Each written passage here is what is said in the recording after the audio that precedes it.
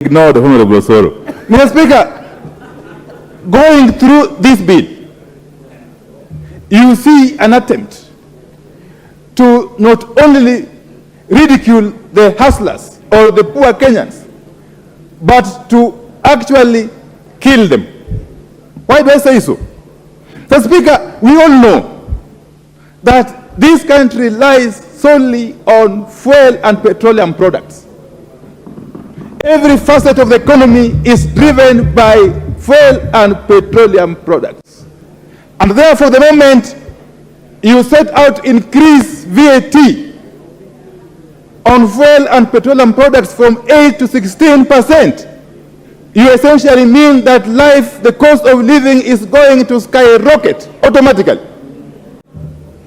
Everything in life is going to become more costly, Mr. Speaker. And then you go ahead and remove tax on aircraft, choppers, and spare parts for those funny items. Equipment that are only bought or accessed by the who is who, by the very rich in this country. On the one hand, you overburden the poor person. On the other hand, you lessen the burden on the rich person. So what logic is this, Mr. Speaker? Mr. Speaker, I would have expected, having heard the regime lament that they found empty coffers, I would have expected, and any first-year economics student will tell you, that the logical step the regime should have taken was rationalize the budget, and cut off those areas that are not necessary. But what do you see? The budget has now increased by about 80-something billion shillings, over and above last year's budget. But the increment is driven by consumption.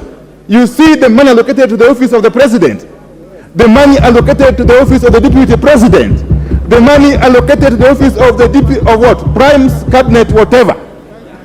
Monies that are going to service consumption, to host banquets, to buy flowers, to buy tea, Mr. Speaker. This is a perfect case of a regime which is living on a different universe, not on earth, Mr. Speaker. Mr. Speaker, you can go on and on. Take the case of the housing levy. Up to now, including, and allegedly very killed my good friend, Honorable Kimani Kuria. Up to now, they have refused to define what this animal is.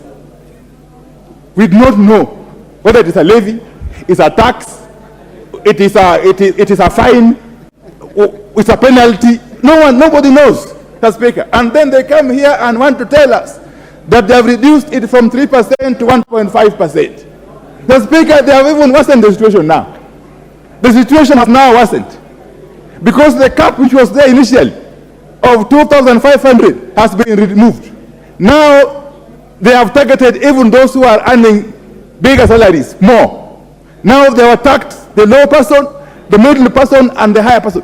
Mr. Speaker, let me tell you, in the village where I come from, we have got public servants